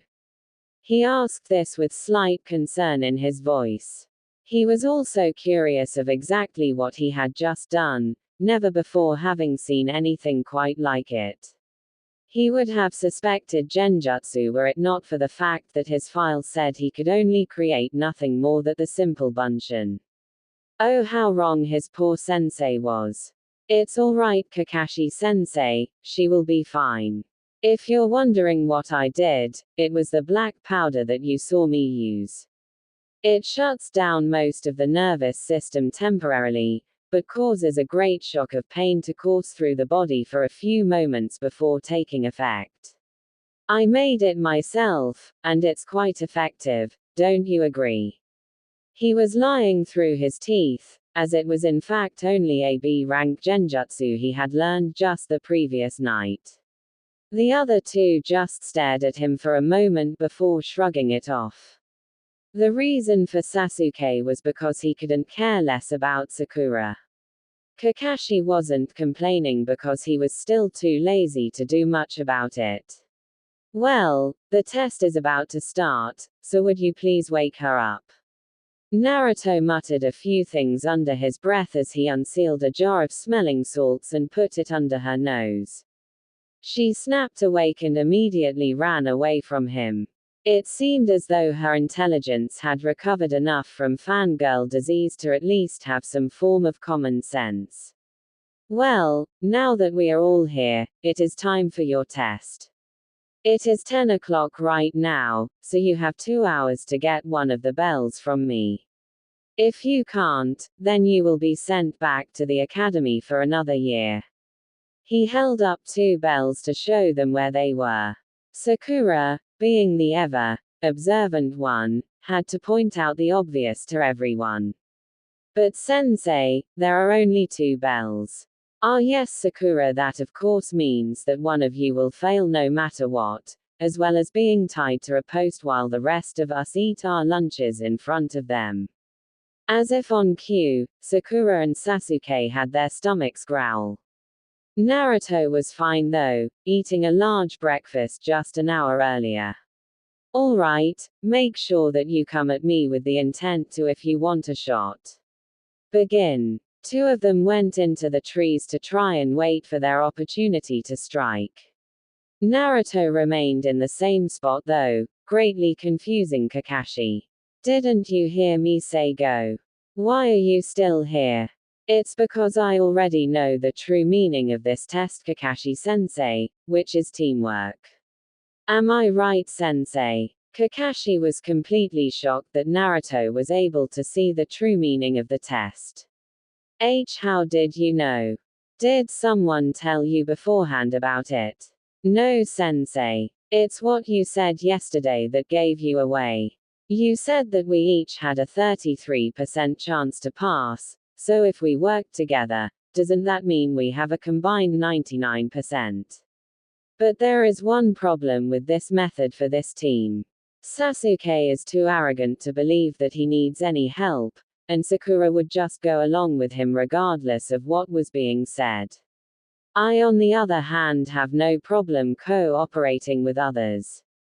But the team dynamics of us will be horrible to say the least. Kakashi couldn't help but agree with him. What he had was an arrogant Avenger, a useless fangirl, and only one competent enough to actually be a shinobi. Be that as it may, I would still like to test you all to get a feel for your skills. So get ready and don't hold back, Naruto. Oh, how he would regret those words. Naruto took off the cloak that he had been wearing and threw it to the ground. He purposefully kept the weight seals on to get a reaction from his new team. An earth-shattering boom was heard all around the forest as a massive crater was formed from the cloak as it hit the ground, shocking all those present. Kakashi was even more surprised now. Not even Might Guy wears that much weight. Before any of them could blink, Kakashi had revealed his Sharingan to face his student. He knew that there would be absolutely no taking it easy in this fight. Naruto rushed forward and delivered an almost bone-breaking punch to Kakashi's stomach, sending the masked Junin crashing into the trees. He recovered surprisingly quickly and went through several hand seals. Fire style, fireball jutsu. A large ball of flames barreled towards Naruto. He looked completely unconcerned and allowed it to hit him. Since that attack was charged with a large amount of chakra, Kakashi was worried that he had overdone himself and justed his student. But today was proving to be just one big surprise. Naruto calmly walked out of the flames without a single mark, dusting himself off lightly. Even his clothes were completely clean. Sakura was thinking that it was some sort of trick. Sasuke was once again seething at power he believed was rightfully his, and Kakashi didn't know what to think. Before Kakashi could move, Naruto rushed towards him at high Junin level speeds, and once again punched his sensei. Kakashi was pushed towards the lake this time, but quickly landed on its surface. He ran those several dozen hand seals and shouted, "Water style, water dragon jutsu." A giant dragon made of water made its way towards the now bored-looking Naruto. He slowly raised his hand, and just when the water dragon was about to hit, he closed his fist, making the dragon explode. He yawned at the lackluster performance by his new teacher, slightly disappointed that he wasn't as strong as he had expected. Again, for what seemed like the 1000th time today, Kakashi was completely flabbergasted. How could an academy student be this strong? If he didn't know better, then he would say that Naruto was actually holding back. What he didn't know was the fact that Naruto was in fact holding back a ton of his true power. He was only at 1/10 his original strength, not including the 4,000 pounds of weight that he was still wearing. If he were to go all out, it would take no less than an alliance of every major hidden village to even have a chance to him. He could have Kakashi at any time during the fight, but wanted to test his power. He decided to end the fight now, seeing as how it was not what he expected. Naruto rushed forward one final time, jumped into the lake completely submerged, and swam downwards. Kakashi was looking all around him in the water, trying to figure out exactly what his insanely strong student was doing. He got his answer in the form of a much larger version of Kakashi's water dragon jutsu. It was at least 5 times larger, and had demonic features on its face. He had no time to react, and was hit full force by the colossal dragon. He was sent flying back for a final time towards the center of the training ground, breathing heavily after nearly drowning at the hands of his own student. The timer that he had set on one of the log posts earlier rang, signaling the end of the test. All 3 students went to the middle where Kakashi was, Sasuke and Sakura quickly grabbing the bells from their recovering sensei. Naruto was not surprised at the selfish action, which is why he smirked when the bells disappeared in a puff of smoke. They were now in his hand, and the bells that they were holding disappeared, leaving only rocks. I had already expected for you two to do something like this, so I used a minor Fuinjutsu seal on the rocks that has a similar effect to the henge technique. I have had the bells since the fight first began, right when Kakashi-sensei was charging at me the first time. He threw the bells at his so-called teammates, looking at Kakashi with a serious expression. I know that you are being forced to pass us because the Uchiha has the council as his bitches, so I'm going home since we pass already. I also know that they are pressuring you to only teach him, so don't worry about me getting angry. I am already strong enough to look after myself, as you have just seen. He, on the other hand, needs a lesson on humility, as well as what the true source of strength is. He can't become stronger through the path of revenge. If that is all, then I will see you all tomorrow for training or missions. And with that, he puffed out of existence, showing that the real Naruto had already left without them noticing. Kakashi was feeling mixed emotions about his new team. On one hand, he was impressed with Naruto for being so powerful, but still acting so mature and reasonable. He didn't boast about his abilities, he simply stated the truth. He didn't even know if he had anything to teach Naruto. On the other hand, he had 2 students that were absolutely unqualified to become shinobi at all. One who was only seeking power for revenge, and the other only interested in said avenger. He sighed sadly, due to the fact that he was hoping for a team like his own back in his genin days. You heard him, meet me here at 6 o'clock in the morning for our introductory training. But I must say that I am very disappointed in you. To use such underhanded tactics against your own teammate is a horrible thing to do. There is a saying that describes how I feel about that.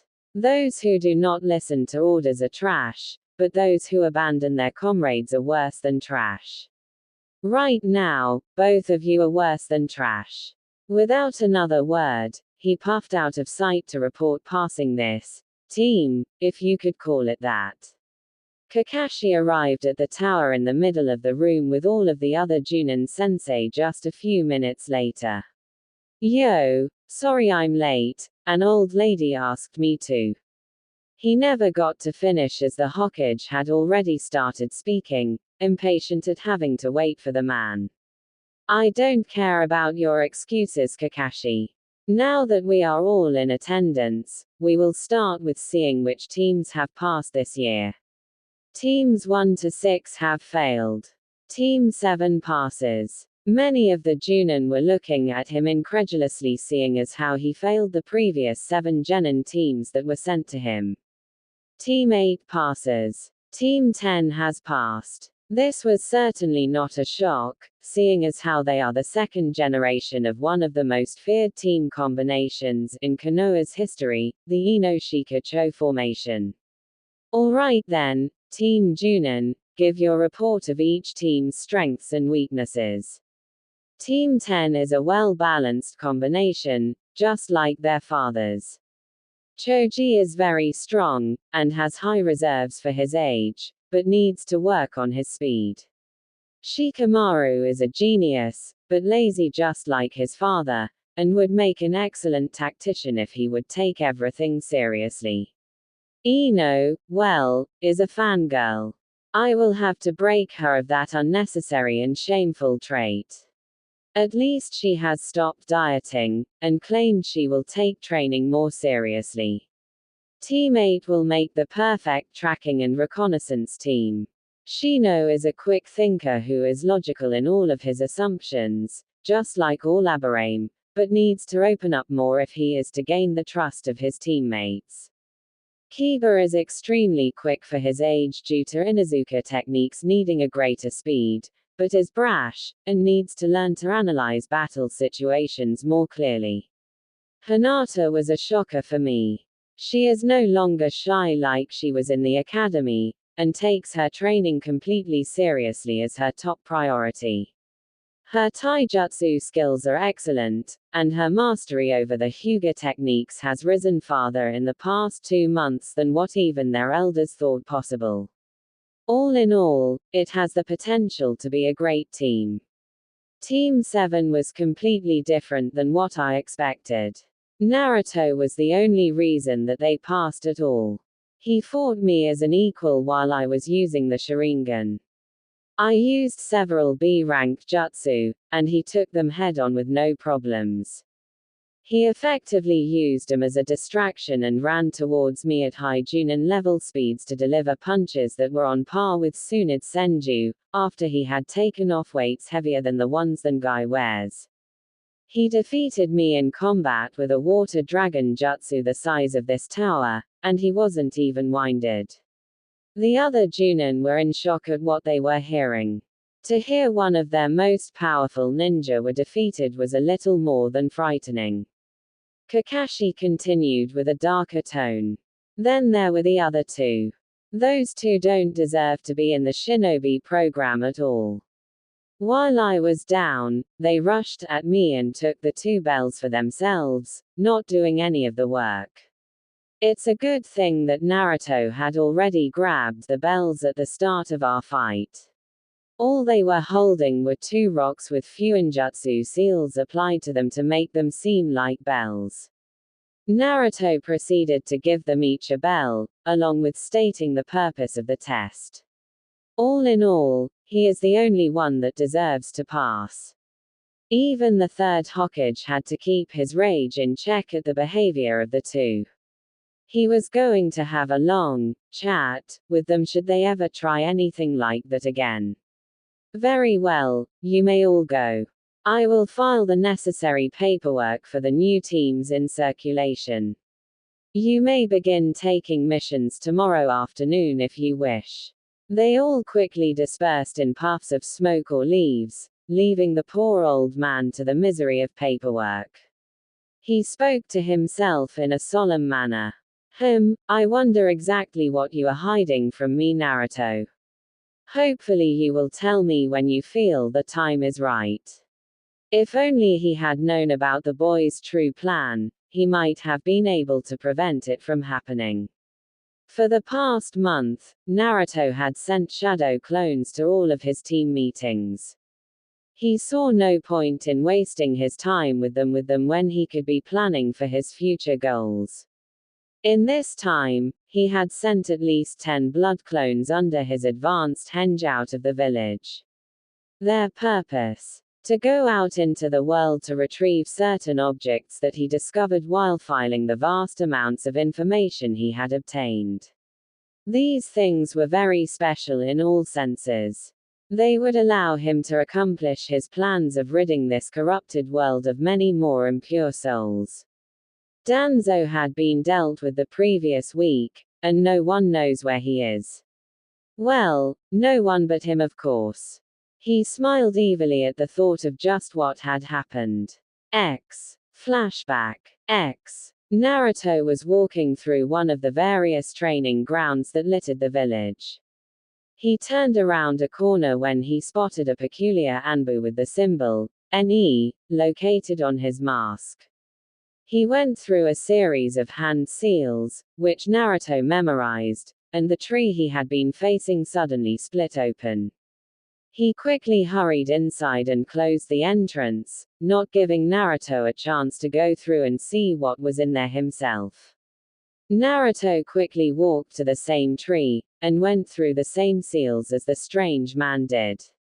Just as before, the tree had split open. He walked inside cautiously, prepared to strike at any moment. When he walked through the door, he saw a large metal column in the middle of what looked to be a giant room. He looked up to see Danzo frowning at him. Obviously he had not been expecting him. Well, it seems that we have an unwanted visitor. No matter. I already have him under my power. Danzo smirked and tried to activate the dormant genjutsu that he had put on him. Naruto pretended to get glassy-eyed and bowed to Danzo. Yes, Lord Danzo. I am your tool to use as you see fit. Danzo smirked even wider, until he felt an excruciating pain at his side. He looked over to find that his arms were gone. What have you done, boy? You were under my power.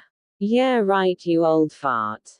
Like I could be caught off guard by you. I think it's time to end this little game of trying to take over the Leaf Village that you have started. Danzo began to scream even louder as Naruto ripped out the Sharingan that was covered up. He knew that without it, Danzo really couldn't do anything.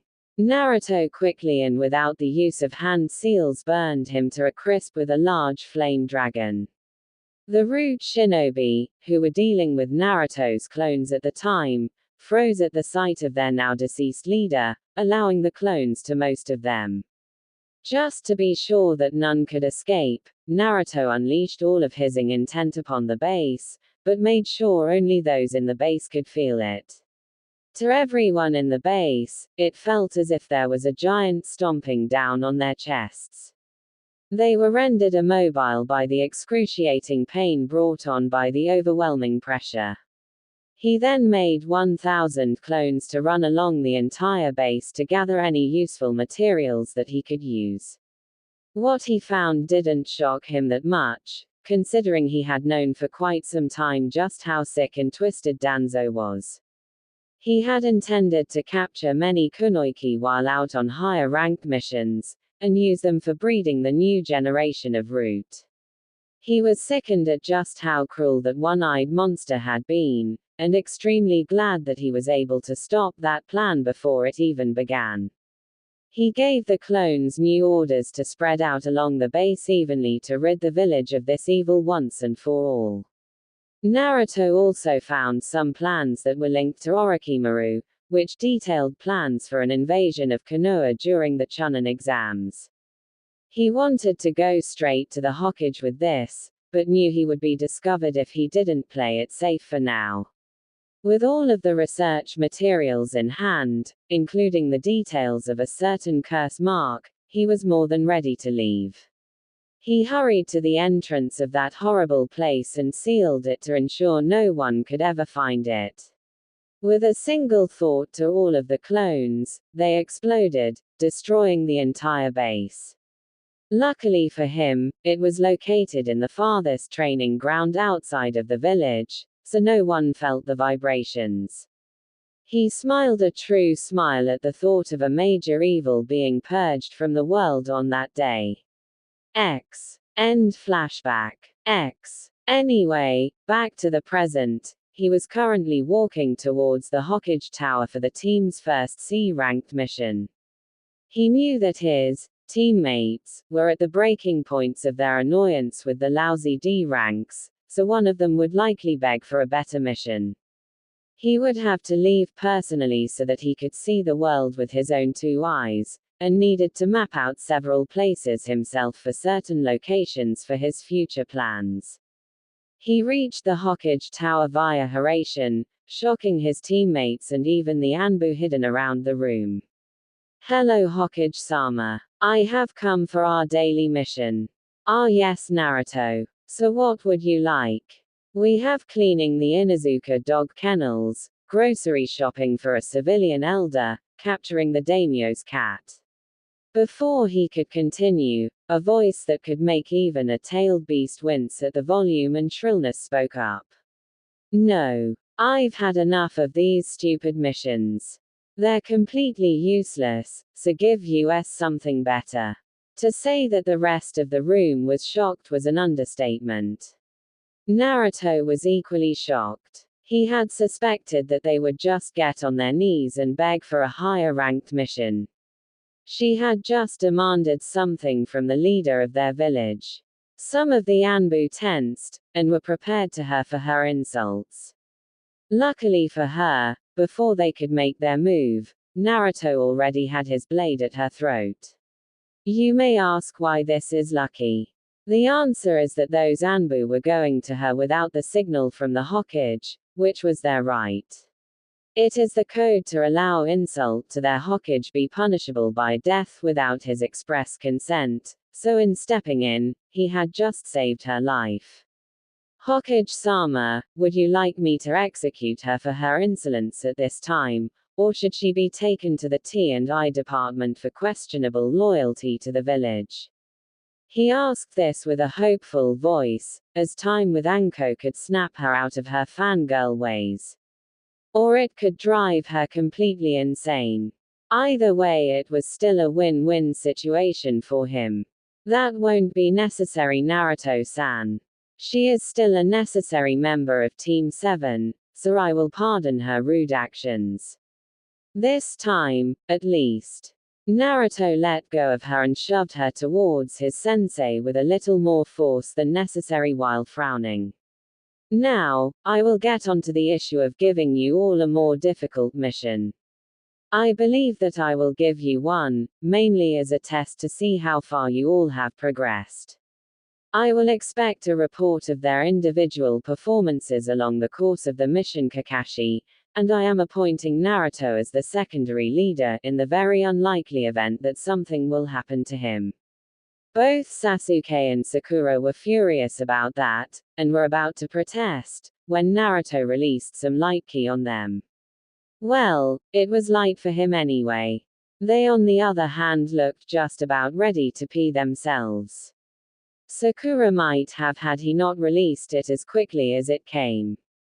They fell to the floor panting after he released it, and knew that they had no chance to do anything against him at the moment.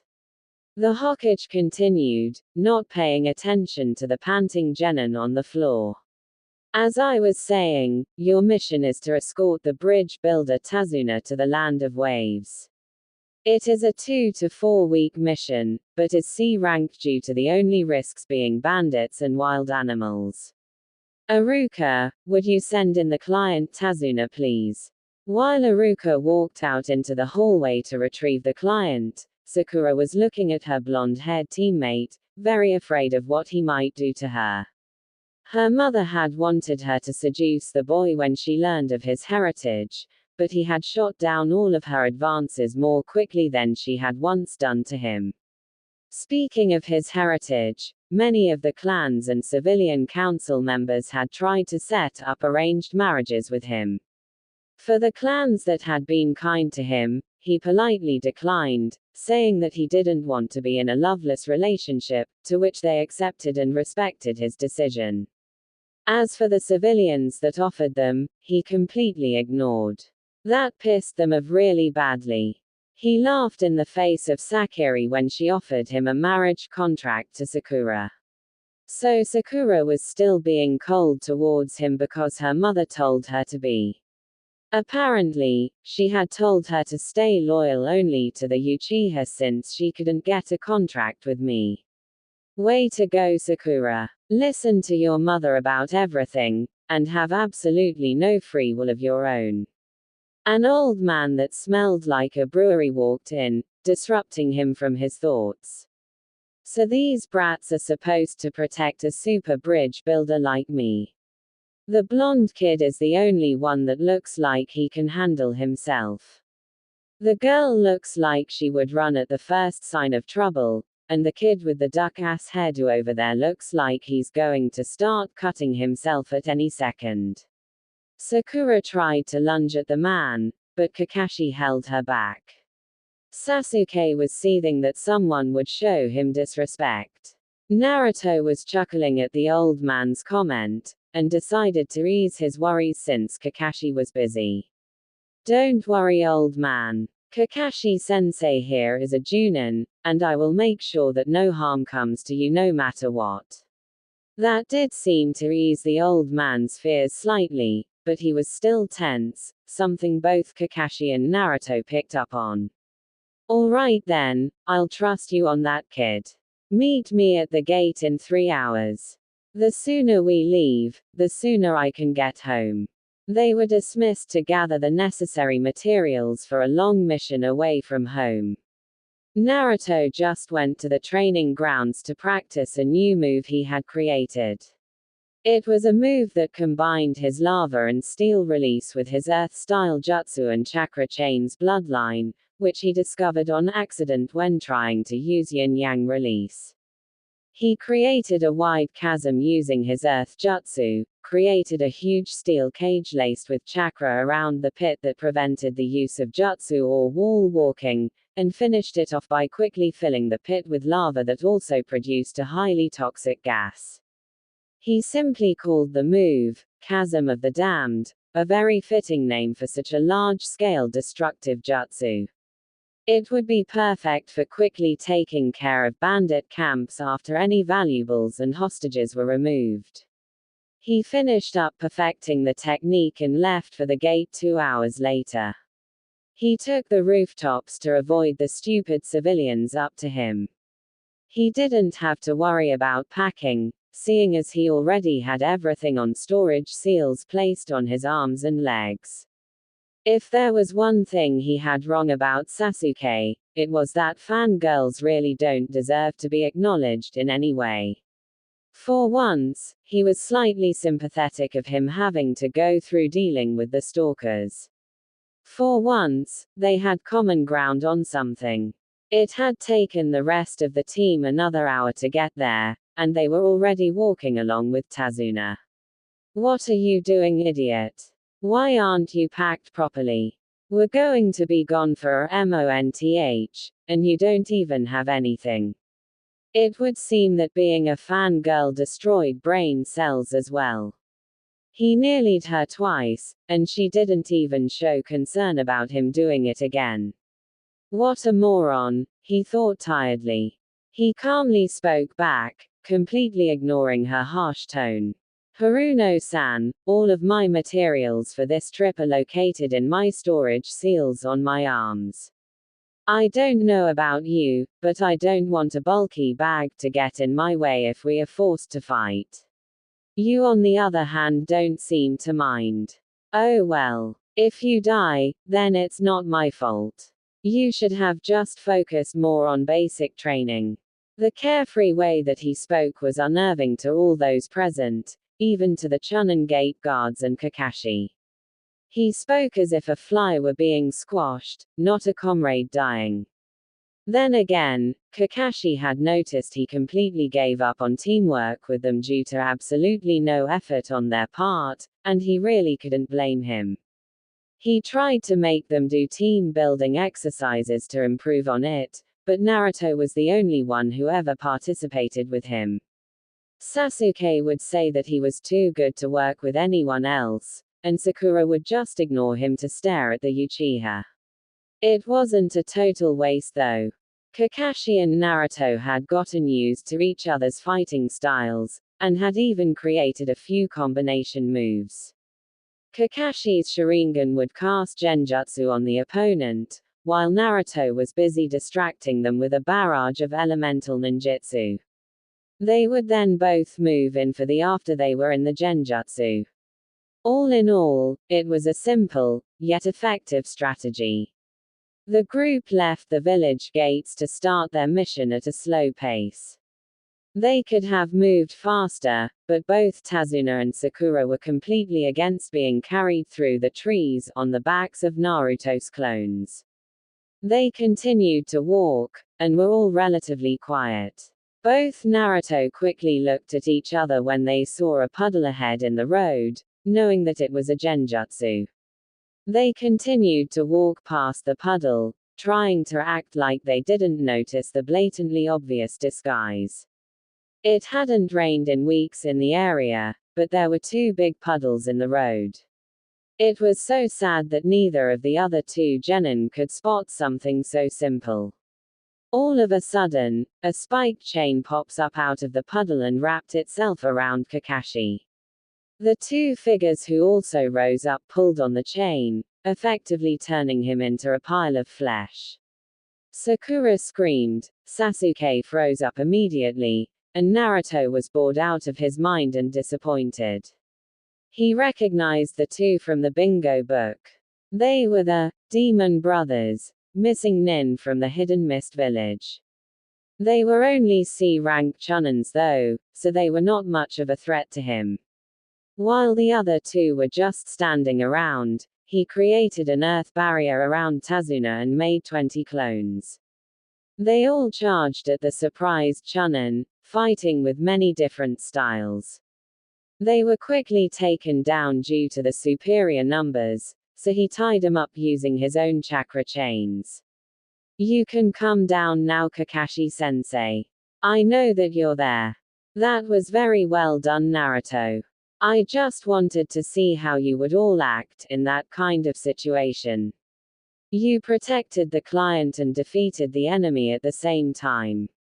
Sakura, Sasuke, I must say that I am very disappointed in you too. You froze up back there, which could have gotten you'd if Naruto weren't here. Sasuke was seething while Sakura was also mad that someone was insulting Sasuke. Now, I have to get information from these 2 about just why they are here. Wait, sensei. Can I do that this time? I want some experience in interrogation since it goes into what field I will be going into in the future. Kakashi looked skeptical at first, but then remembered that this kid wasn't normal by any standards. He often wondered what went on inside of the head of his sensei's son. He smiled at Naruto after a while, sure that he could handle it. Alright then, just try to make it quick. Naruto smiled sadistically at the 2 bound enemy nin. He was going to have some fun with them to blow off some steam that had accumulated from being near his 2 teammates. For the next 10 minutes, screams of agony could be heard behind the trees he had taken them to. He calmly walked out after a while, smiling in an unnerving way at them. He was also holding the 2 of them by the necks, dragging them harshly behind them. Now, would you like to tell these nice people what you have just told me? Or would you like to be reacquainted with Mr. Happy? He brought out a pole with spikes on the end, and they started screaming in fear, telling him everything that they told him. They were working for a man named Gato under the A-ranked missing nin Zabuza Momoiki and his apprentice. They were hired to the bridge builder Tazuna, and then proceeded to kiss the ground at Naruto's feet, begging him not to torture them with Mr. Happy again. Well, since you 2 asked so nicely, I won't bring back Mr. Happy. As soon as he said this, he brought out one of his blades and decapitated both of them, shocking all present. But I don't think that I can let you live. Rot in hell, you worthless scum. He sheathed his blade and brought out a storage scroll. He then sealed the heads of the 2 into the scroll and handed it to his sensei. He used a simple fire jutsu to get rid of the remains after searching the bodies for supplies and valuables. He looked over to see the bewildered looks on his teammates' faces, unsure of how to respond to what just happened. You 2 need to grow up fast. This is the world of shinobi. We both and die for our homes without hesitation. We don't question our orders, even if they may seem wrong, and we most certainly don't insult our leader in any way. He said this with a glare to Sakura, making her shrink back in fear. You also have some explaining to do, old man.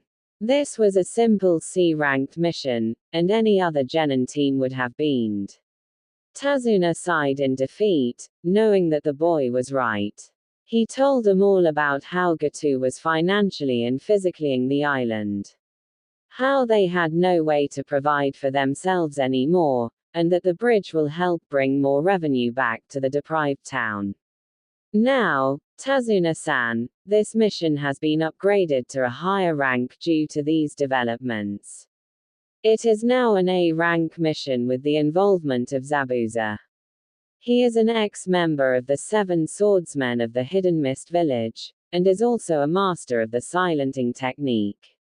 Genin don't stand a chance against him, and even most Junin would lose.